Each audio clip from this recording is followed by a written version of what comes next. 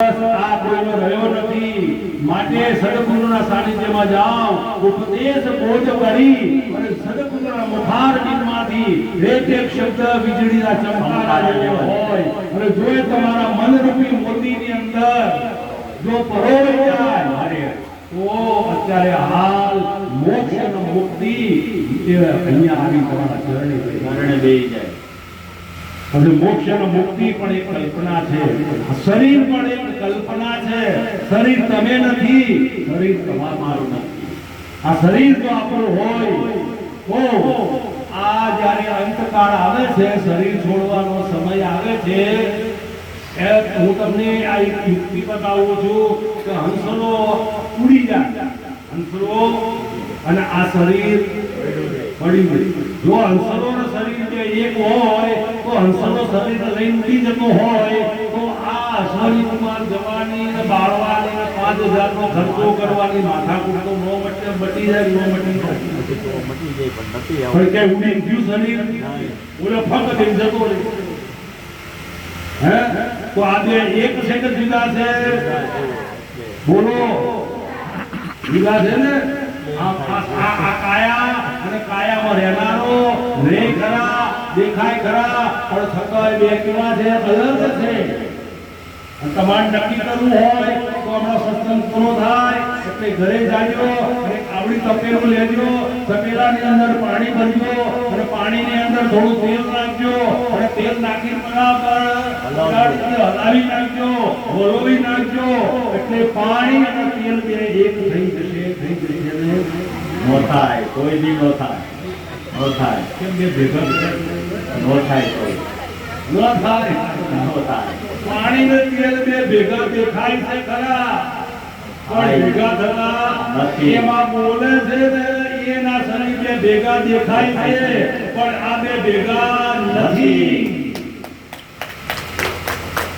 કાયાનો ગણનારો તારી કાયામાં વિરાજે, કાયાનો ગણનારો તારી કાયામાં વિરાજે, કાયામાં વિરાજે, સારી દુનિયામાં વિરાજે, કાયામાં વિરાજે, સારી દુનિયામાં વિરાજે, કાયાનો ગણનારો તારી કાયામાં વિરાજે, કાયાનો ગણનારો તારી કાયામાં વિરાજે.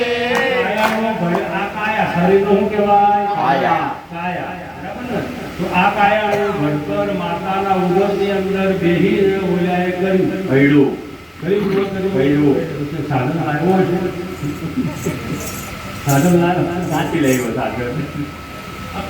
એની કળા તો જો તમે તો માતાના ઉદરની અંદર બેહીને આને ઘાટ ઘડ્યો અને ઘાટ ઘડી અને આવી રૂપાળી કાયા બનાવી અને કાયા બનાવી અને પછી જે આકાશમાં જઈને બેહી ગઈ. આકાશમાં બેઠા છે ને ભગવાન એકલા હું કરતા ચા પાણી પીવા નહીં જોતું. આ આપણી ભ્રમણા તો ભગવાન આકાશમાં બેઠા છે. અરે કયા આકાશમાં? આકાશ છે ને, આ પુરાણ છે ને, એમાં આકાશનો ભાગ છે અને ત્યાંથી અમારો વાલો ઉતરે છે અને ઉત્તર જવાબ આપણને આપી દો. આ ઉત્તર છે નથી ઉતરતો. આ ભગવાન બોલ્યા આકાશમાં નહીં, અહીંયા તમારા હૃદય કમળની અંદર અત્યારે આ રૂવાડે અત્યારે હાલ પ્રગટ છે. કાયા ઘડી અને કાયાનો ઘડનારો કાયામાં આવી બેઠો.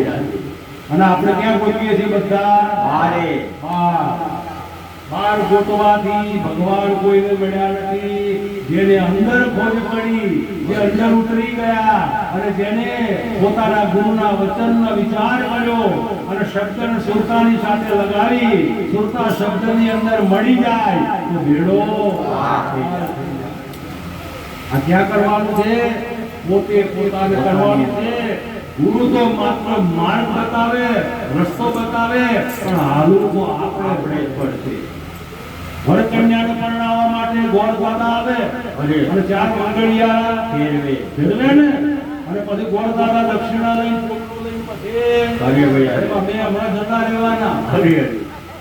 અમે કઈ રહેવાના અમે તો કે મારે બતાવીએ એમાં ગોળ દાદા આવ્યા અને 4 મંગળિયા ફેરવી અને પોટલું લઈને આવ્યા. એટલે વરકન્યા કે ગોળ દાદા ઉભા રહો કે શું કે તમે હવે અમારા હારે આવો કે તમારા હારે અમે લાવીએ કે તમે અમારે લગ્ન કર્યા એટલે અમારો ઘર સંસાર તમારે ચલાવવો પડે ને.